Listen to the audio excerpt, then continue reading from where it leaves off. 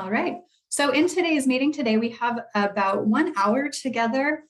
So it is going to be a quick meeting. We are really looking forward to your participation, meeting you, learning more about you, and also presenting information about our project. I know for some, this will be the first time that they're really learning about the RESPECT project and what is going on in Colorado and beyond.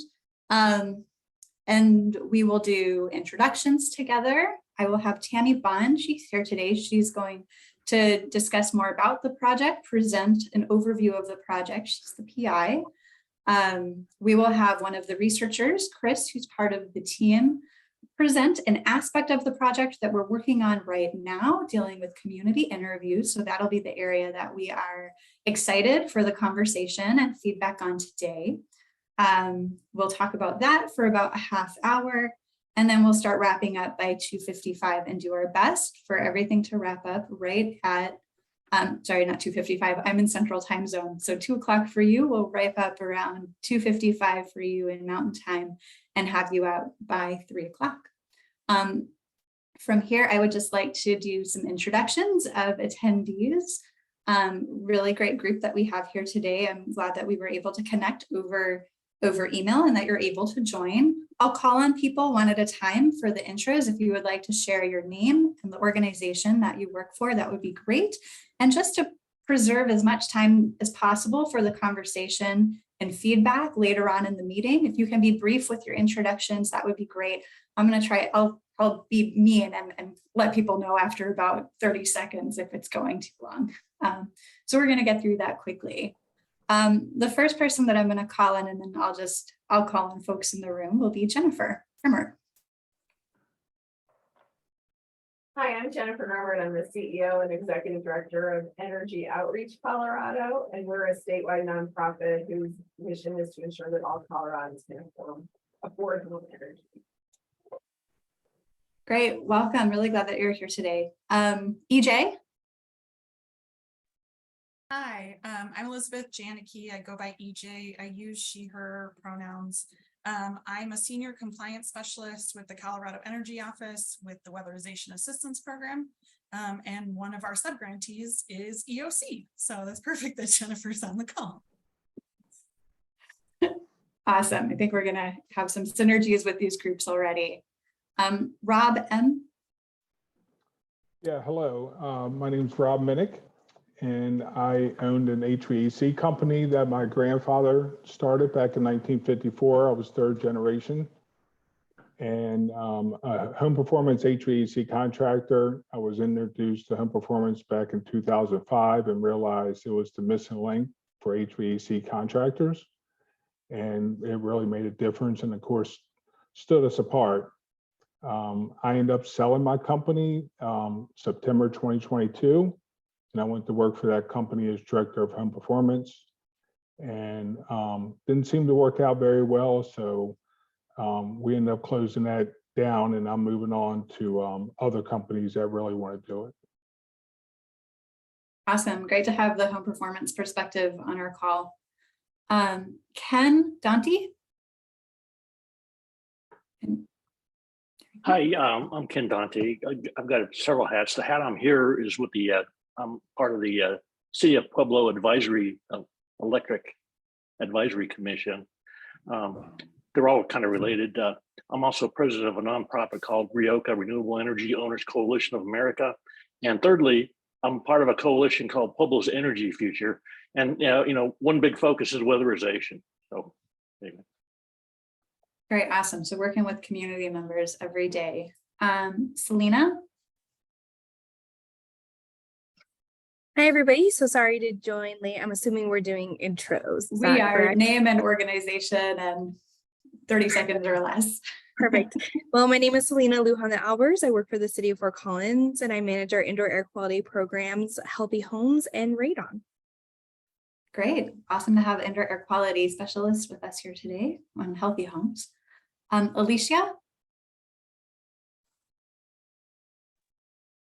Hi, everybody. I'm Alicia Ratajczak. I'm with the Institute for the Built Environment at Colorado State University, and we work on a number of different projects and things, and I'm happy to be on board.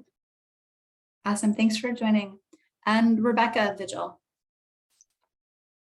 Hi, I'm Rebecca Vigil. I use she, her pronouns. I'm the community engagement specialist at the Colorado Department of Public Health and Environment. Yeah, I'm happy to be here. Great, thank you for joining today. I know that there wasn't a lot of information about the project for jumping in, so hopefully we'll get into that in the meeting today. So those are all the guests that are here. I'm going to turn things over to Tammy Bond, who is going to provide an overview of the RESPECT project.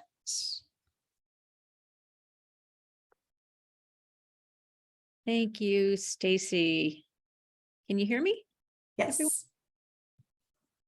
Cool. Okay, so I'm going to tell you a little bit about the project, and it's not going to be a full overview, but I want to give you some context for what we're doing. This is a collaboration between 4 universities funded by the National Science Foundation, and it's really about looking forward to the effects that our choice of energy has in the future. So the motivation, and I don't think I need to convince anybody here, probably preaching to the choir, but the story is that climate is changing because of CO2 and other emissions. We'd like to slow down that rate of change. But why is there this concern? Why don't we just let climate change? Well, the ecosystems and earth systems are being altered, and we're concerned that it's a pace faster than we can manage. And a large part of it is that people will experience hardship during these changes. And so the preservation of the current climate, or at least the desire to keep it within a certain bound, is by people and also for people. There are certainly considerations beyond people, but in addition to taking action to reduce greenhouse gas emissions, which people have to do, it's also for people's well-being. And that means that while we're doing this, the experience of those people matters. The experience of people in the future matters, and the experience of people now matters. And I'm going to lump all of these experiential factors into something called well-being. And that's a very broad term. We can argue about what it means and what it contains, but I just want to recognize that the interest in climate preservation goes beyond what we usually look at, which is temperature. So you'll hear things like we have to keep climate change to 1.5 degrees. I'm not going to argue any of those numbers here, but I just want to note that all of the projections that are put forward and discussed in policy arenas rely on assumptions about what human activity is going to be. So you might see these different temperature trends and look in the future, it gets really hot, and then you can see maps where the Arctic is melting. And those are outcomes that we want to avoid. But where do those numbers come from? They come from projections of CO2 that's emitted globally. And a part of that is CO2 that's emitted in the United States. And a part of that is CO2 emitted from homes in the United States. And so in order to make these changes, we have to drill down into exactly what is going on to make these emissions. And I believe that everybody here is a part of a small part of thinking about greenhouse gas emissions, as well as other factors relating to well-being. And so our group focuses on homes, because homes are the center of many possible changes. And so we talk about heat pumps, and we talk about solar panels and electric vehicles.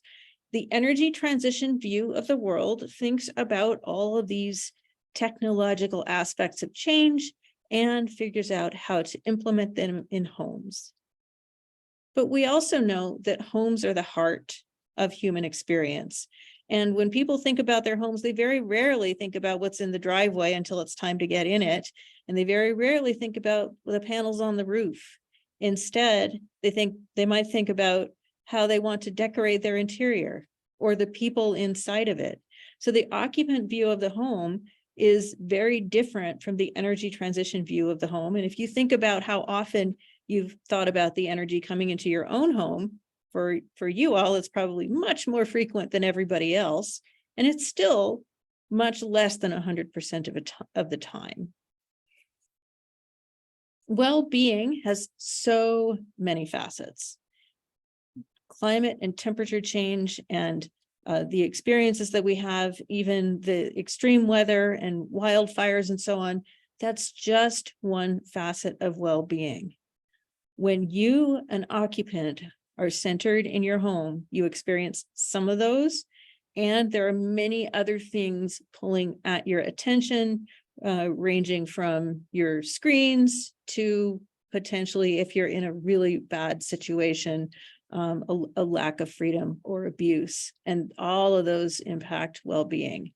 Now, we're not dealing with all of those things, but we do know that changes in the home lead to changes in well-being. And so what if you could imagine, what if you could put forward and discuss future projections that acknowledge more of those facets? So we're not going to project everything, but what if it was more than temperature?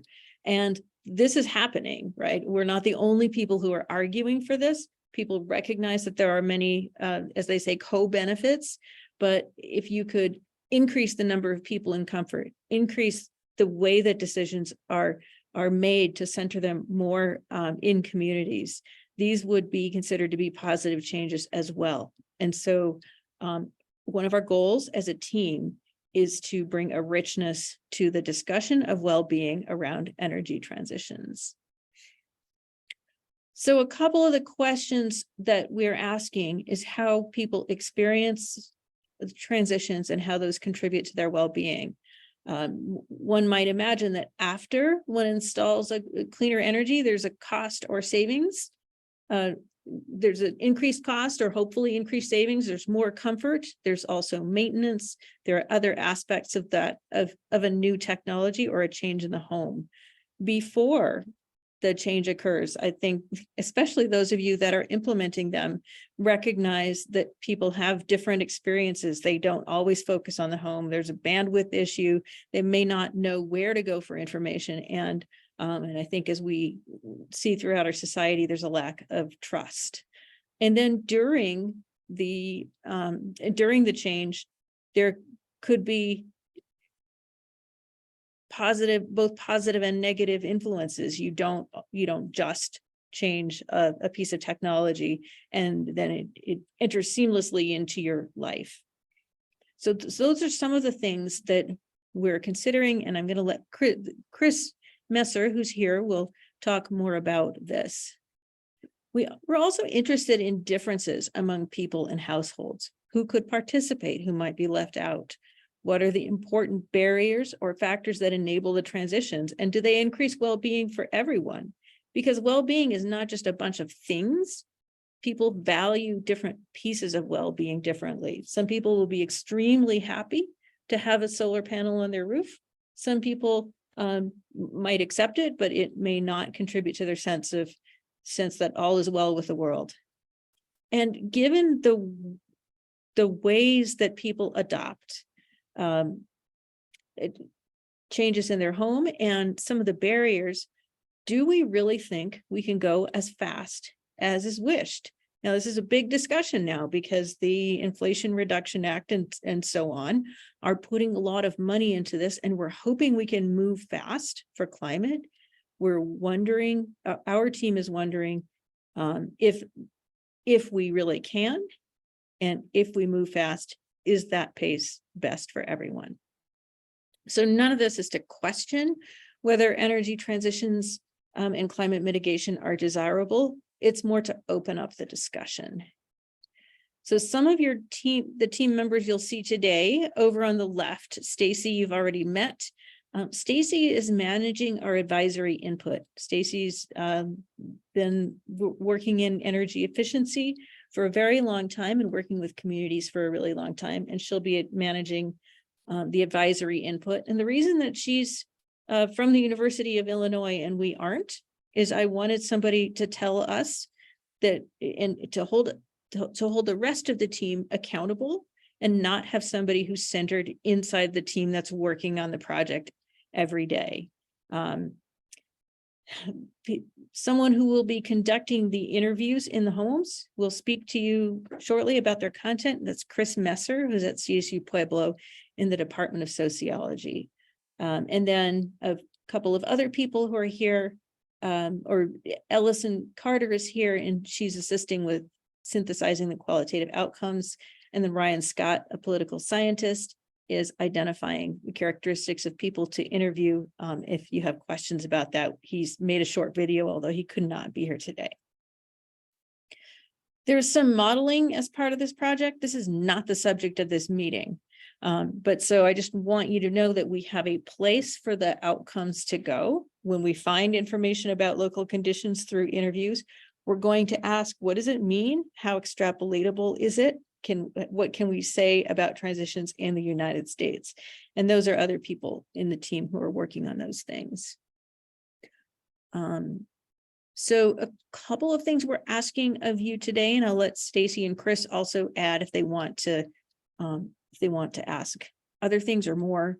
Comments on the plans for the interviews. Do you think any questions are missing? What are some specific examples you might think of? And then just also know that we exist and know that the people on this call exist. This is a very active field of investigation right now, so it would be great to stay in touch. And I believe that is all I have. Tammy, thank you so much for that. I don't think we have time for questions from the group to Tammy about the project, but if you do have any questions, you can put them in the chat and we will be sure to review the questions and get answers out as appropriate. If it's something quick in the chat, we'll answer in the chat. If it's a longer conversation or email, we'll be in touch. We're going to turn the meeting over next to Chris Messer to describe the aspect of the project that we're calling for your feedback on today, which is the community interview process. Chris has some information to share with you on that. Hi, everyone. Yeah, I'm just excited to meet you all, and I have a goal of just kind of running through what we're intending to do with the interviews, and hopefully have plenty of time left over. I'll just present for a few minutes here and have plenty of time left over to get more insight from all of you.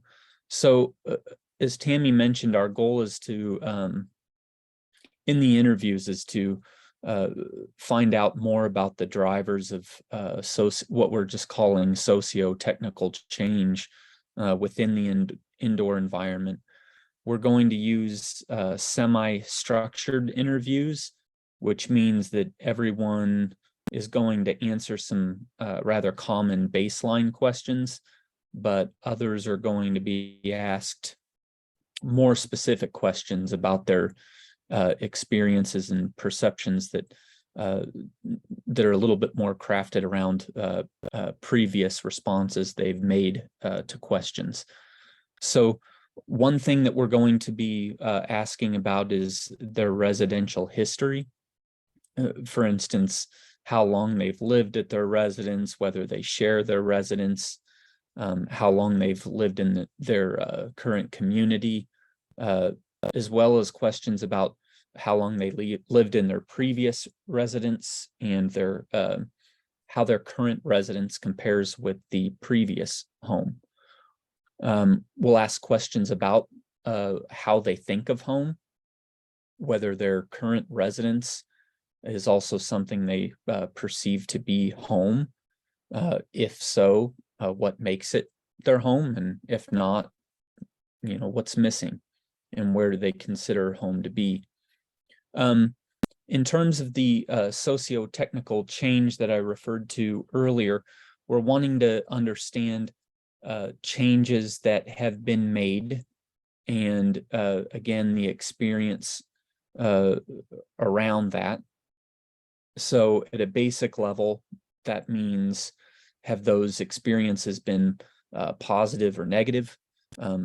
We want to learn more about how they interpret those experiences, how they describe them, what kind of words they use, what kind of anecdotes they can provide around what makes it positive or negative. We want to learn more about whether when they talk about that experience, are they focusing on when this energy change was made? For instance, was it during the installation period? Or do they focus more on the outcome or the post-installation period? We want to know what brought on the change. For instance, was there a problem with the technology that they used before? Did they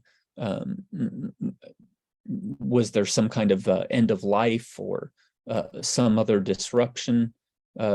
Was there some other trigger that brought about that change? We want to know whether other people were involved in making that decision, other household members. Were those other members supportive of the change? Was there any kind of hesitation? We want to know more about how they learned about the upgrade that they made. What was their informational source? And if there's time, I'll talk a little bit more about this, but we also do plan on later talking to people within the industry, like Rob would certainly attest to. They play arguably a very critical role in providing an informational source on this technology. So, but that will be something for later. We also will ask about the decision-making process. So more about when the decision was made, who they reached out to, how did they know to reach out to that party? Were they introduced to the change by someone else? If so, who introduced it?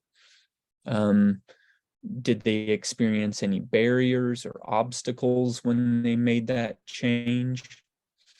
Are they satisfied with the change? Again, what are the positives associated with the change? Are there any negatives? Do they find the change to be reliable compared to what they had before? Would they make the change again? And sometimes if you look at the interview script that we have drafted so far, you'll notice that some questions are worded in very similar ways. It almost might seem like we're asking repeat questions to some extent. That is intentional because we're just hoping to get as rich and in-depth responses as possible. So sometimes asking the same question in a very slightly different way can allow them to respond with more depth. And perhaps by arranging the questions so that they're not the same question isn't back to back, perhaps some other question that we ask along the way will trigger a particular train of thought. I thought yeah, go ahead. sorry, Chris, I don't mean to interrupt. No, that's okay. I think I might be sharing the interview guide for residents. Is that what's on the screen right now? Okay, I usually get like a green box, but I'm not seeing that. Okay, all right, I'll scroll down just a little bit, but please continue. Okay, and then we also will ask them about why they sought to make this particular change over some alternative. So for instance, if why didn't they just replace the technology they had? Why'd they pick this new thing, or why'd they pick it over some other form of technology? And then if they're considering other changes. And then finally, our goal is to connect this all back to this idea of well-being. And well-being, without going into too much detail here, is something that's been studied in a variety of ways. Others on the team could provide a much fuller accounting of how the different dimensions of well-being that have been studied. But our goal here is to connect that idea of well-being back to specifically the indoor environment and the technology upgrades that have been made. So I'll leave it at that for now, and then that way we can have some time to elicit some feedback, your impression. Again, if you want to focus on specific questions that you think could be reworded, or maybe you can think of some questions that aren't being asked. I also threw up a question for you about what you think of when you hear the word, energy upgrade.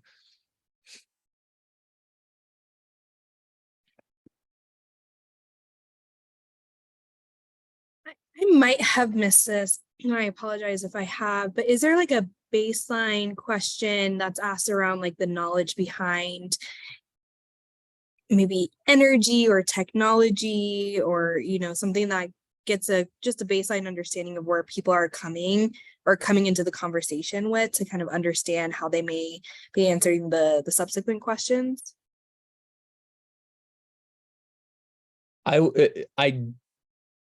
Currently, we do not have a question that really captures that, and it's definitely a valuable one. I myself would consider me to be kind of a novice in the area of these different upgrades that can be made. So I think asking something like that more at the front end would be very appropriate.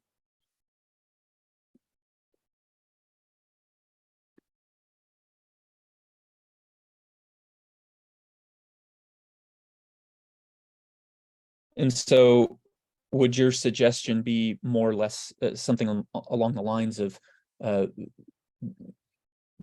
how familiar are you with indoor energy options? Or Yeah, I think I am definitely no expert when it comes to designing survey questions or interview questions. However, I think it is kind of helpful in the analysis of understanding kind of the questions I'm seeing below, like what helped make this decision or make, this change, and kind of understanding a baseline level of knowledge can potentially, you can gather some more information as to why. Maybe it's possibly because there was no knowledge about this, and this is the first time they've Right. heard about this, and it's exciting and new, or I had, previously heard some things, wanted to get more information, and that influenced my decision around implementing the change too. So I'm just wondering if there's like a way kind of this first question can help understand Mhm. the follow-up question of like what helped make this decision, if that makes sense. Yeah, no, that's excellent. I will we meet as a team on Friday, and we'll come up with ways soon of capturing that. Yeah, can I make a comment? Please. Yeah. Mhm. When you're talking about this, I think it depends, where you are on your knowledge about things too, right? And there's a lot to learn. And that's I've been kind of working in this a lot in retirement, right? You got more time to think about this. My background is engineering, so I tend to think about systems. The point being, let me give you an example. So I just recently replaced my water heater. Okay, but if I had done this 10 years ago, it would have been a much different upgrade. Okay, now I'm more concerned about climate change, right? So I want to electrify. So my choice was a heat pump water heater. I also I have rooftop solar, so I make my own electricity, so it makes it easy to make that decision. Whereas before, I might have converted from a tanked water heater to a tankless natural gas water heater, just for an efficiency reason, right? Because it's just more energy efficient. You know, my goal in any home improvement was to lower the, you know, improve the reliability of the appliance, lower the cost of the appliance, right? To make things more energy efficient. I've always been focused on energy efficiency, mainly from saving dollars, right? You know, driving a gas guzzler car always bothered me, so I always want, you know, good gas mileage, right? We record the gas mileage on our cars and all this. Of course, if I were to buy a new car today, it would be an EV. Okay, and I'm in that decision process now. I'm really slow about it. It may take me a year or two to make a decision. Okay, because my vehicles are reliable. I really don't need a new car, for example. So that water heater example, I think, is a good one because you know, if you're really environmentally conscious, you probably want to go to a heat pump based system. There's better options too. Even better options, but there's not a lot of people that can service these things. So, you know, to do a thermal system. So you'd have a panel on your roof that would heat the water, and you know, that water would transfer into both your heating and your water use. But there's not much expertise on that. Energy efficiency from that's amazing. For example, the heat pump water heater is like 3 times more efficient, but this thermal thing is like 10 times more efficient. So, but much more expensive. Anyway, I'm done. Yeah, thank you so much. I think that from that residential aspect, it's really important, but also hearing like that this is great. And I think that this is exactly where the study wants to hear from residents. I think we have folks on the call who represent groups who don't have either knowledge or resources. And I'm just wondering, how does the survey questions kind of land if we were interviewing people who are in that limited resource or limited knowledge capacity, but can great. And thank you for your answer. I think that was wonderful. Jennifer, you have your hand up. Yeah, I guess my question is, who are you interviewing? Because I do think, you know, coming from any participant in the EOC's program or weatherization's program, they're not paying for any of this. And it's a very different decision based on whether you can afford this. So the fact that there's no questions around costs, because that's part of, like, there's an ideal state and then there's kind of a reasonable state. And, you know, a lot of times when we get people in crisis, they're dealing with this at a point of failure. And that technology may not be available, or there's so much that has to be done to the home to get them ready for the new technology.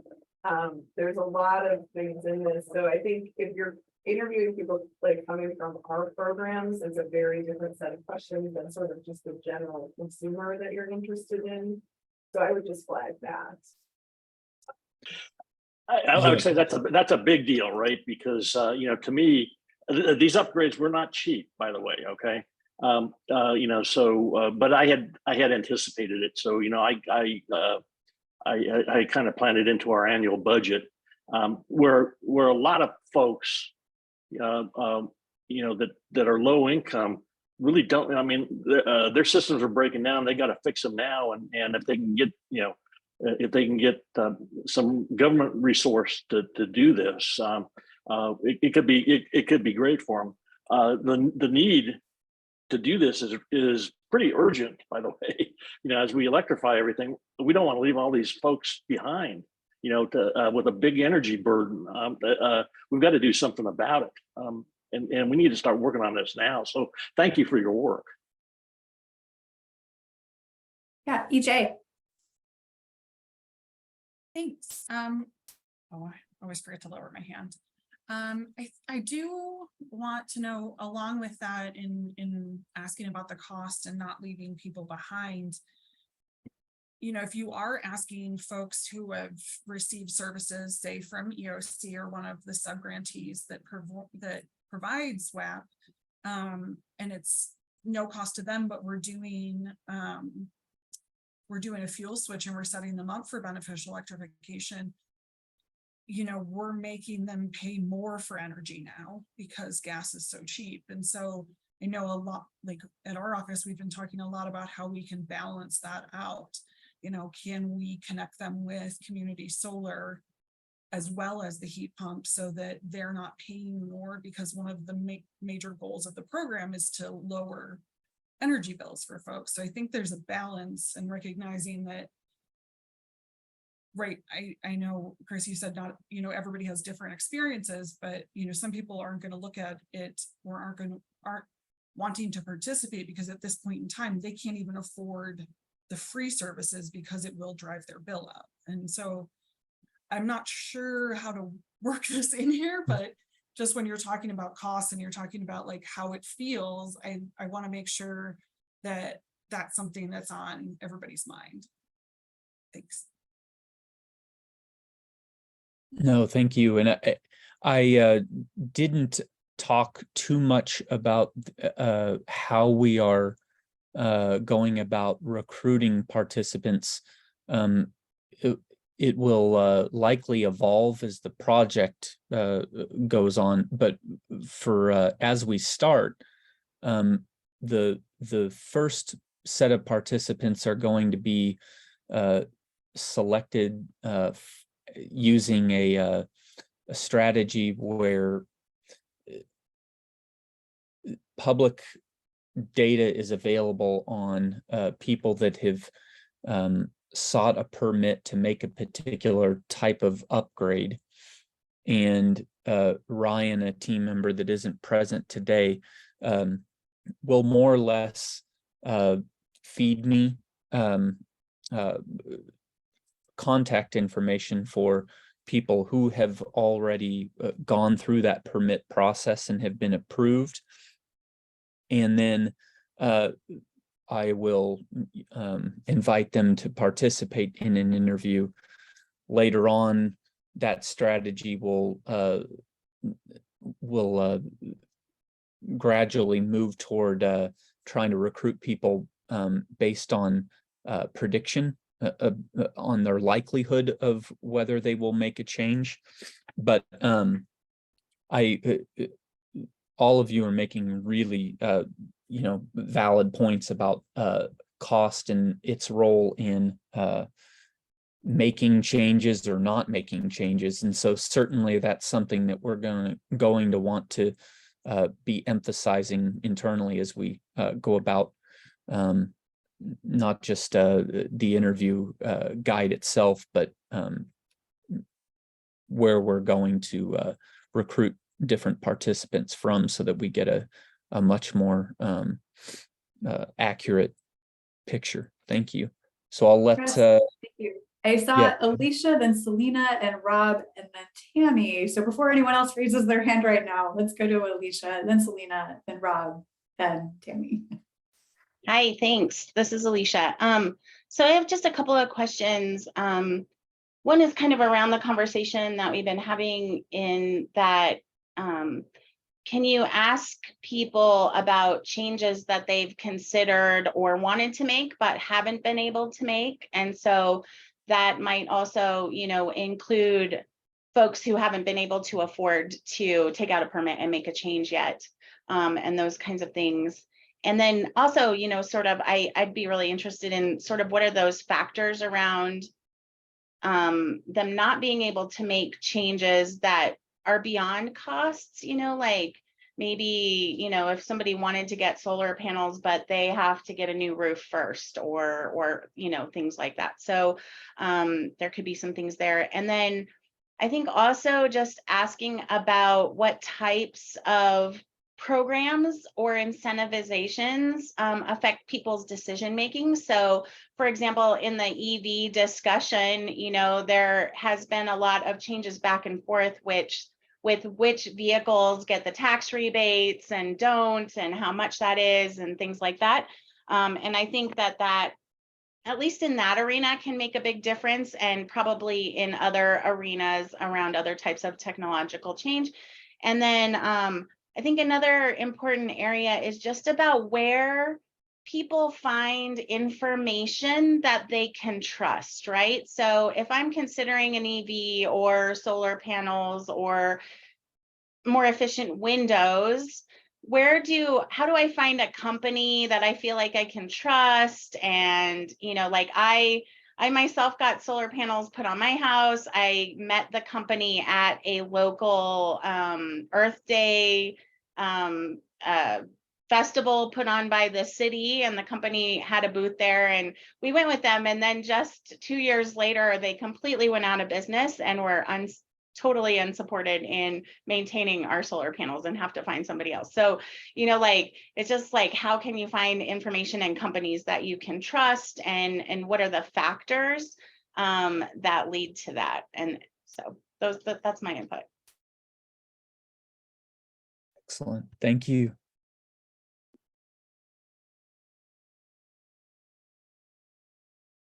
I think I was next. I'm I not think sure. you're next. Yeah. Okay, sorry. No, I really appreciate what Alicia just said, and I just want to support that. And I kind of wrote what I was going to say in the chat, but and without seeing kind of the full list of questions and how, I guess my first question is the list in terms of how it's designed, or it looks right now on the screen. That's how the questions would be asked in that order. Is that correct? Or is this just kind of a brainstorming list as of right now? As of right now, it's pretty much in this order. Okay, perfect. Yeah. Yeah, because I was just thinking, and without seeing all the questions, I'm wondering if there's like a prioritization question, right? Like, where does this land on your list of priorities, to kind of understand how important energy upgrades in your home would be? Because, it very much depends, as we've already talked about, on audience and who you're talking to. Someone who has disposable income that they can use towards solar panels, they might say, yes, this is a very high priority on my list of things because I have the capability of paying for, you name it, versus someone who, might say, right now, my priority is paying my utility bill, and I just can't compromise there. While I would be interested in putting up, say, solar, it competes with being able to keep my lights on because I need to pay my utility bill. And, what kind of question could be designed to get at that answer? So it kind of lands in terms of, in my mind, like the category of like priority, like, so however that question may read out or be asked, I'm not entirely sure, but just thinking about that to gather kind of like how people are prioritizing pursuing any sort of upgrade or change in their home. Sure. No, that's great. And so I will work in a question or two that deal more with how this sort of ranks in terms of their priorities, and then a question about the trust factor and how that again ties back into informational sources and where they get their information from, and how they more or less learn to trust and who to trust. Okay, great. Thank you, guys. Rob? And then is Rob next?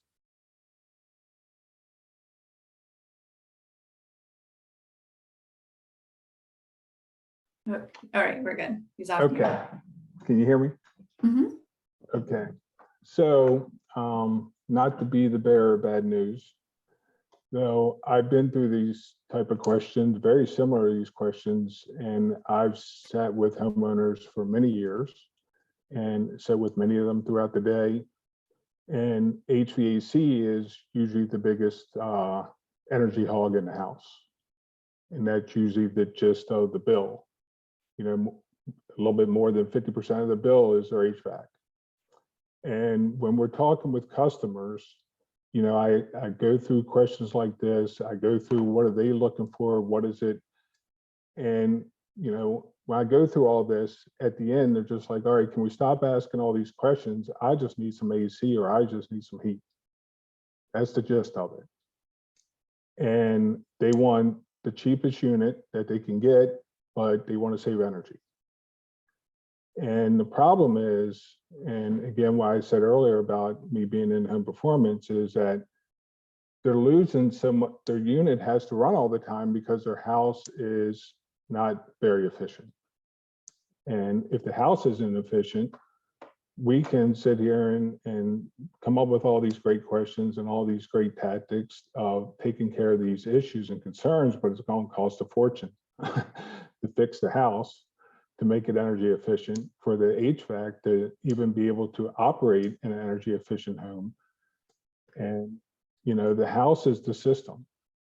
And if the house isn't performing nothing else beside what you put on it, what you put in it, what have you, it's not going to operate well.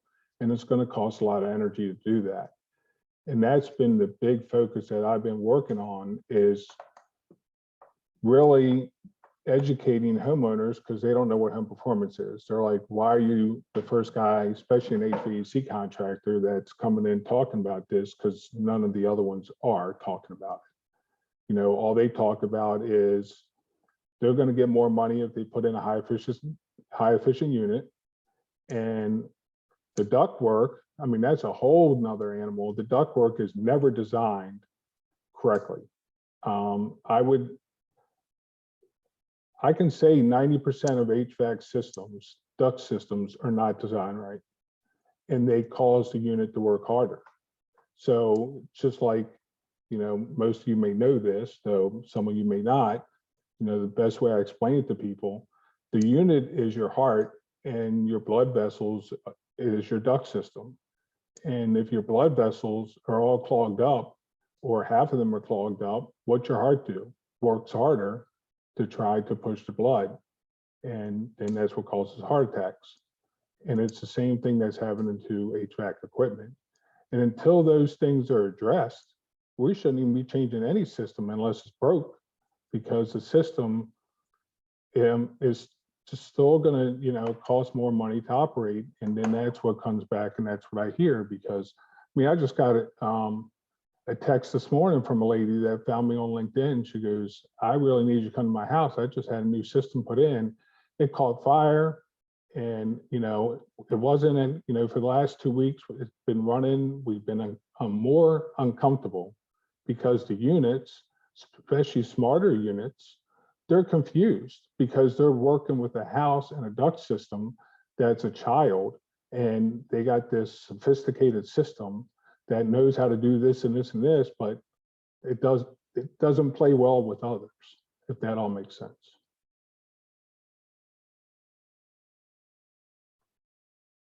Yeah, thanks, Rob. I'm gonna call you about my HVAC system later. I'm happy to help. That's what I love to do. All right, Tammy?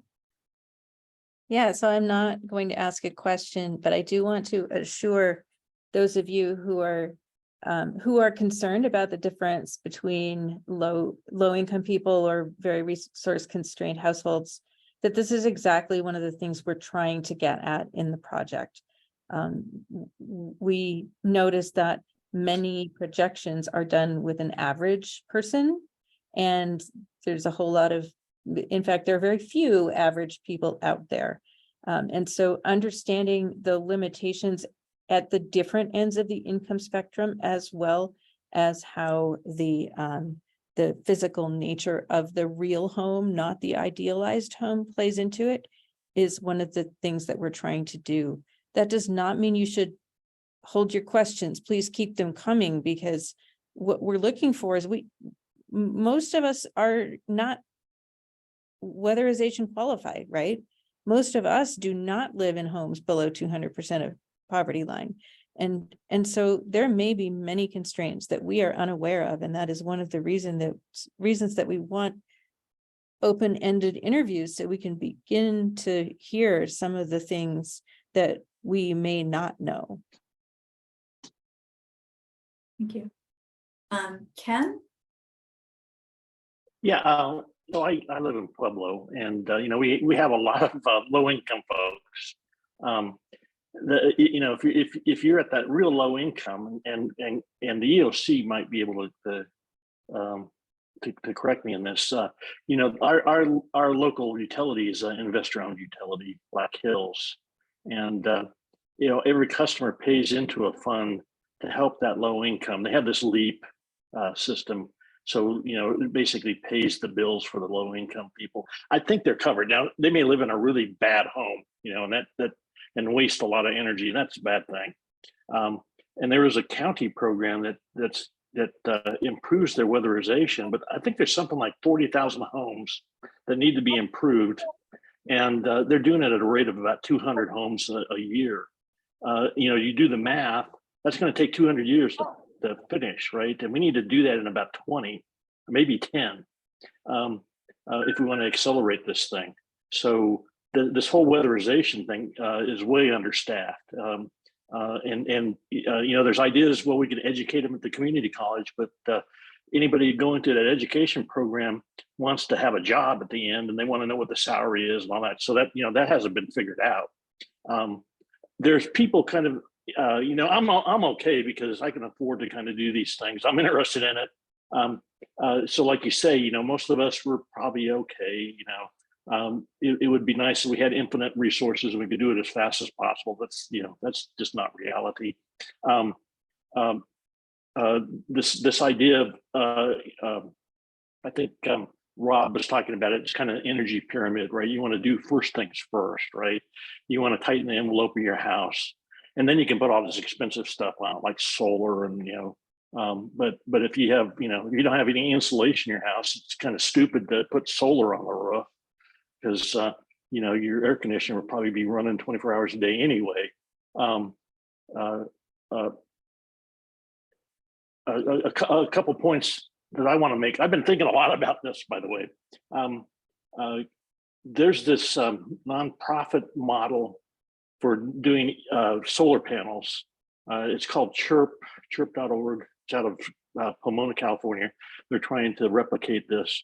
We're trying to get a factory set up in Pueblo that's going to be a nonprofit that makes about 600 megawatts of solar panels a year as a nonprofit that can maybe serve this low income community or nonprofit community. It's not there yet. The idea is pretty well established. You know, the Inflation Reduction Act will help tremendously. But the nonprofit that we chose to do this is not ready to sign on the bottom line.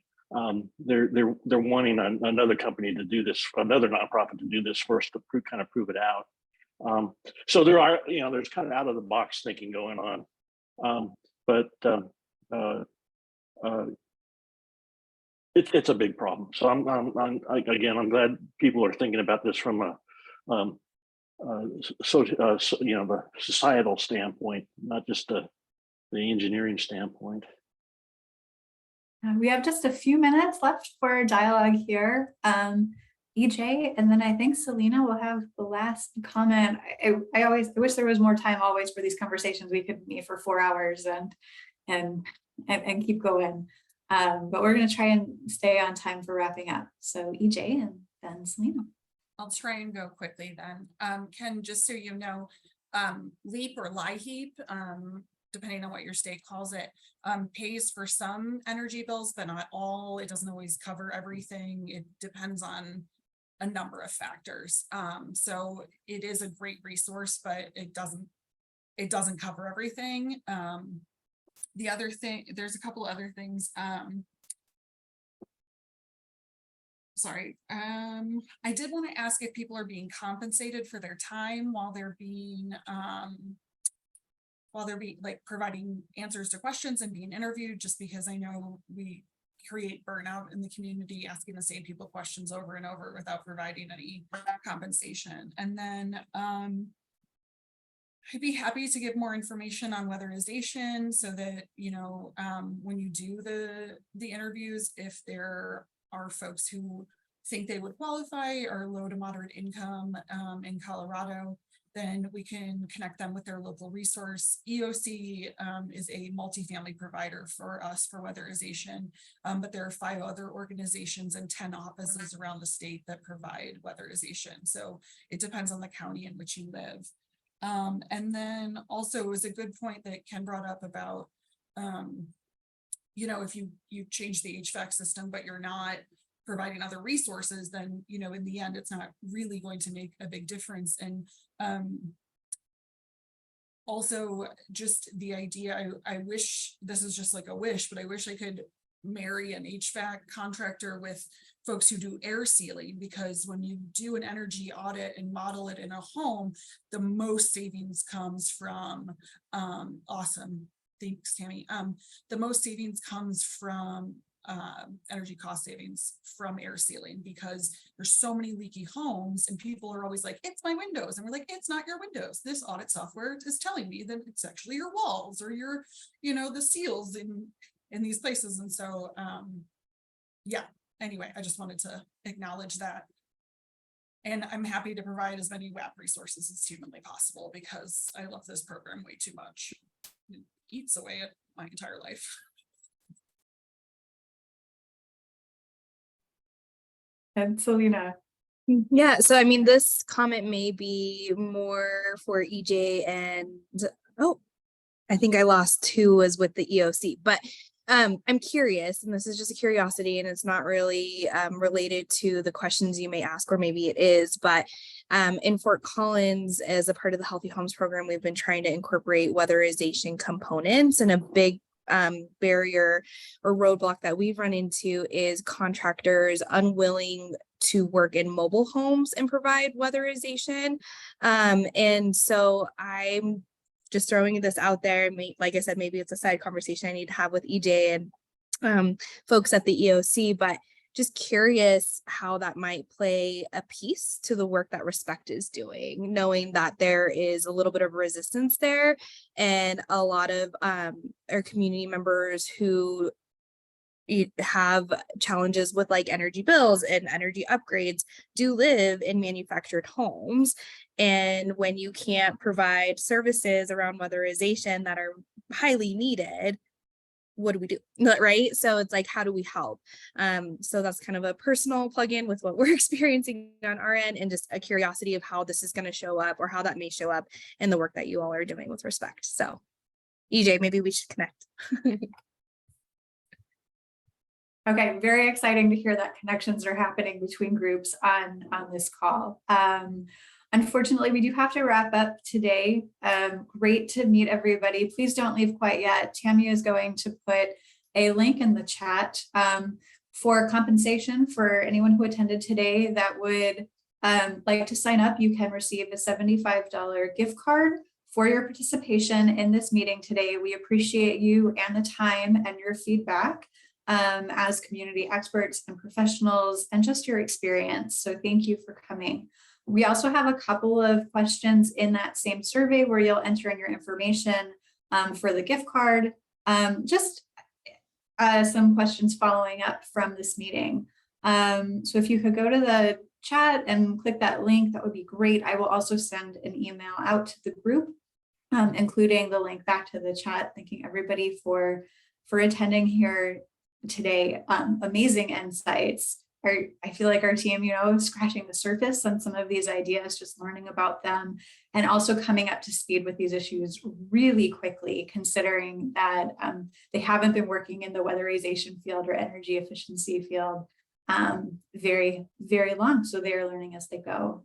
We appreciate your insights and patience with us as we're learning, and hopefully come up with some great findings that will help communities in Colorado and across the United States for helping provide the solutions in some of these spaces.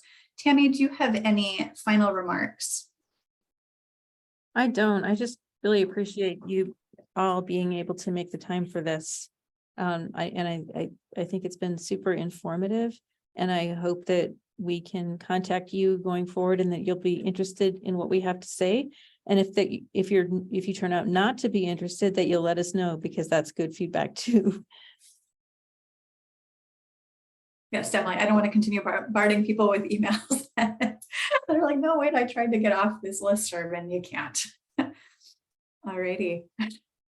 Well, I think that wraps it up for today. Our next meeting, we don't have a date scheduled yet. Tentatively, we are looking for a meeting in October. Hopefully there will be some preliminary results by then and some lessons learned from some of the interviews that are conducted. So we look forward to putting the information and lessons learned and preliminary, very preliminary results from some of these surveys and next steps, where we're going next in the October meeting. All right, thank you so much for joining. I'm going to stop recording and we're officially closed. Thank you, everyone. Thanks.